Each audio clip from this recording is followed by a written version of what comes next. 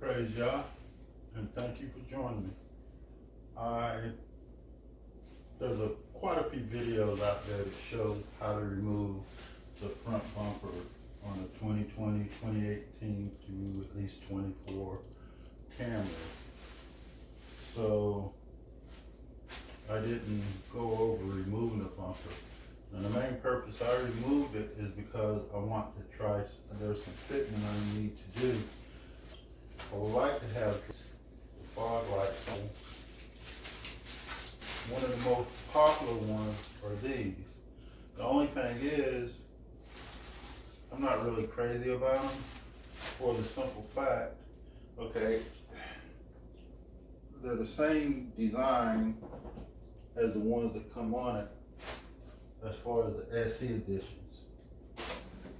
I think, personal opinion, this type is the type that I think should have came on the SE because it's the type that matches the grill work. It only makes sense. So whatever they went with that. Anyway, but they've discontinued this model with headlights and they've been really hard to find as of late. So my debate is having these set in. What I would really like to do is cut holes in them. So I'm hoping y'all will study my hand, give me a good sound mind to go through with this, and hopefully if I have enough room at the bottom, I'm gonna go ahead with it. But if not, could cut and modify this and use that. That's gonna make this more of a unique style because the round ones are already out there. The ones cut with square lenses, there's not gonna be another one out there. So I'm debating for the moment.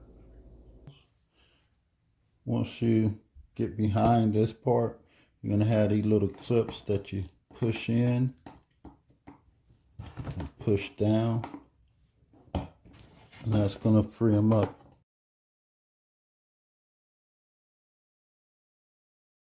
And for this one, it happens to be 1, 2, 3, 4, 5, 6. I'm gonna go ahead and do the right one as well because I'm gonna need one that I'm working with and the other one will be more or less fit in the placement. Okay, I did get these round ones. I think it was a Highlander, but they happen to be too large. So at this point, being that I want it done, it looked like I'll be doctoring on the rectangular one. So with that said, looks like I'll be trying to cut out these.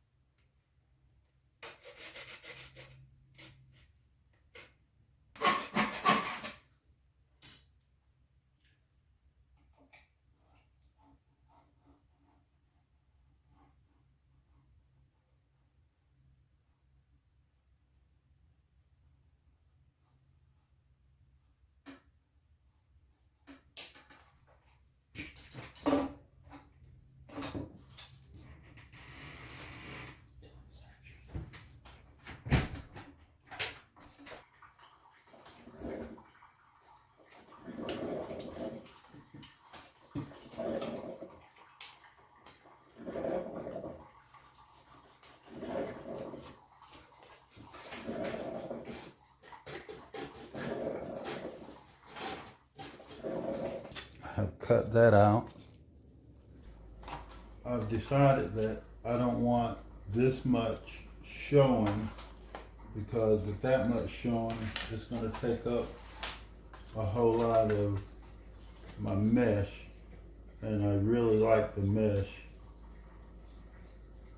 So I'm going to try to cut it as small as possible to where the mesh bumps right up to the edge of this. So getting ready for some bold cuts. Once you have it cut out to where you can manage it, you want to cut these ends off.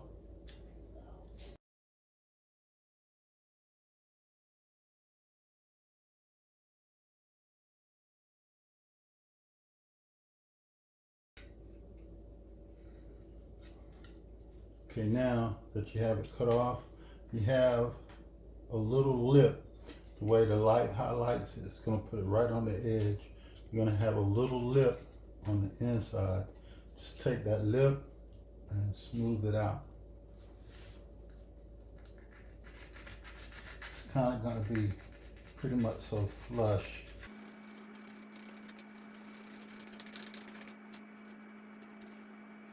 Do this all the way around. And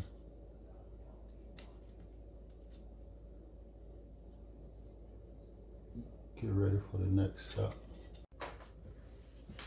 Okay, next, because the mesh is the part I really want to save and not set up, but I don't see how much of it is actually attached. I'm going to remove the back just to see how it's fastened.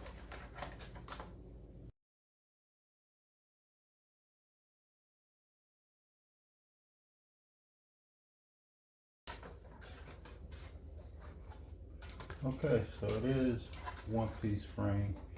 That's around the whole thing. So now I'm hoping I can cut the back.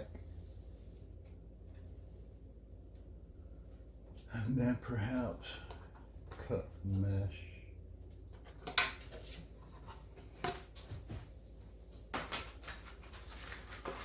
As well, I can get a better lay on this now so I can get a more precise cut. I think I finally decided where I want to make my cuts.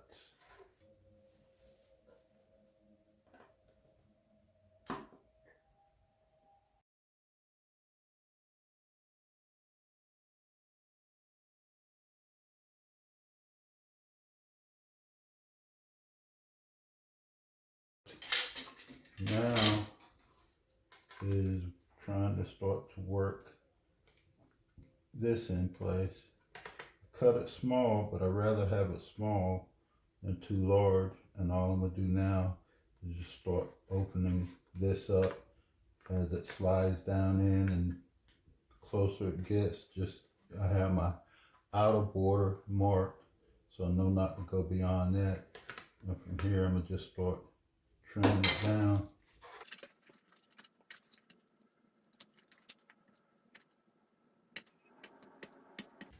And as you know, or perhaps you should know, to cut away from the body, but being that I have this here opening and it stops me from hitting the body, I'm just trimming this as such.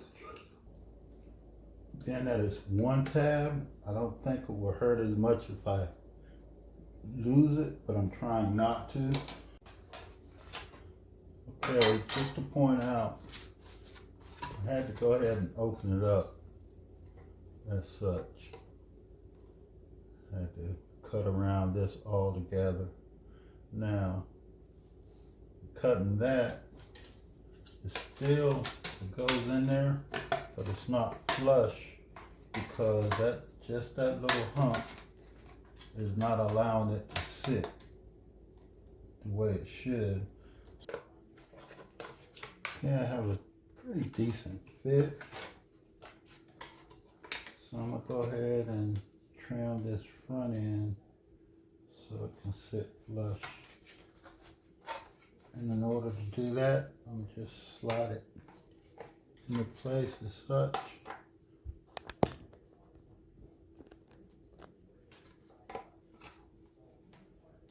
and wherever it's binding and make my marks.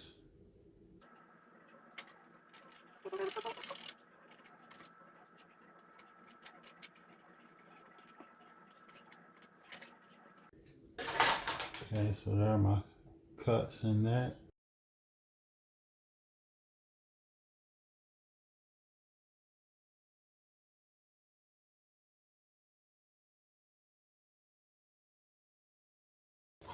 Now wherever it's binding, I'll go around and loosen it up to the point to where it sits flush. Okay, once you have that in place, you might have some overcuts, but don't worry about it. Try to get the mesh in place now.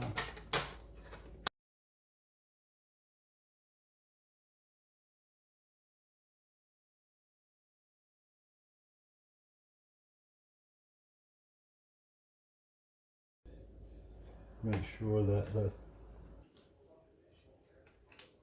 and from there now you want to come and cut the areas on the mesh where we're gonna cut it to line up.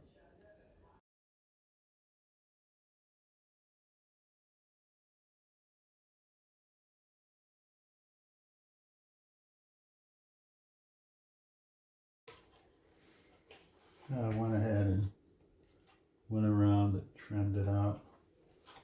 Now it's time to glue it in place and fill in the back space, the gaps. Trim that piece. I'm gonna trim that, then I'll come back and put this back on in place, fill in the gap. Okay, now that everything is shaped up, just want to put a little rough sand on this.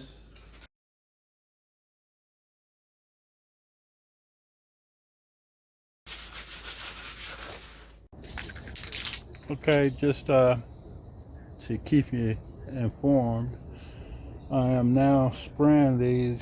As you see, I already have a coat of gray on. Now I'm about to spray a coat of black.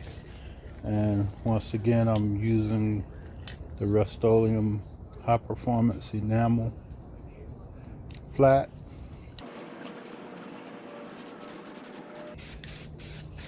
So I'm gonna get these coated and get ready for the next phase.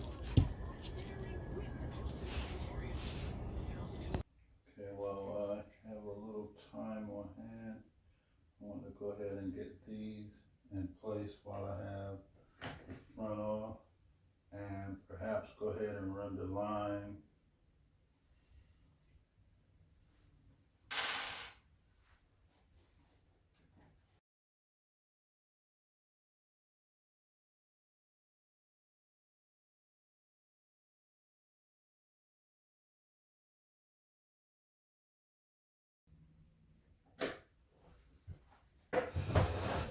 So this is how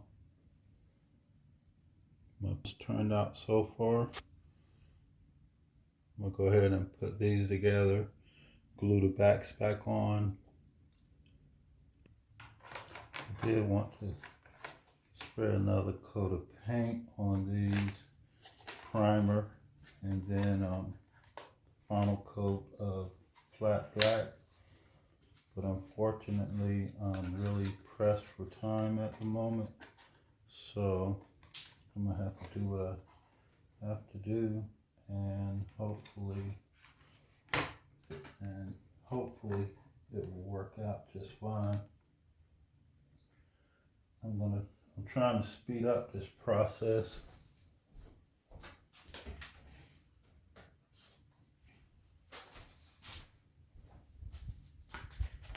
So what I'll be doing is using and in order to do that, I'll be using the baking soda super glue technique to get these to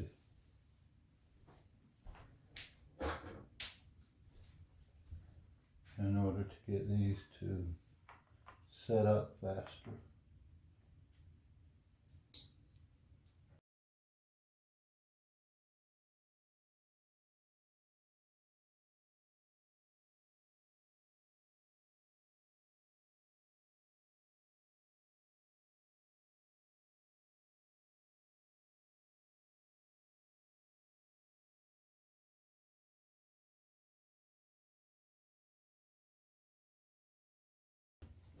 And that's how that turns out.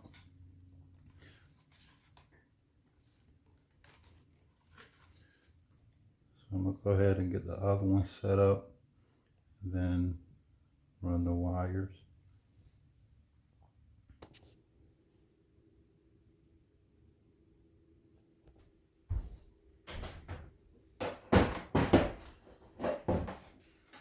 All right, now a moment of truth.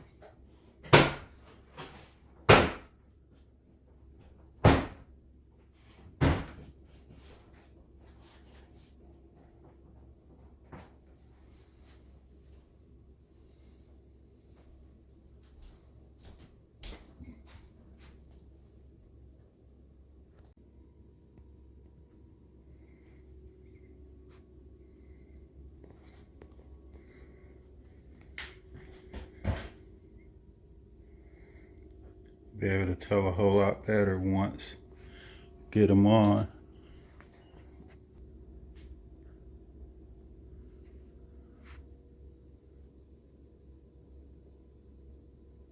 I think it turned out all right. Now to get them on to see how it actually looks.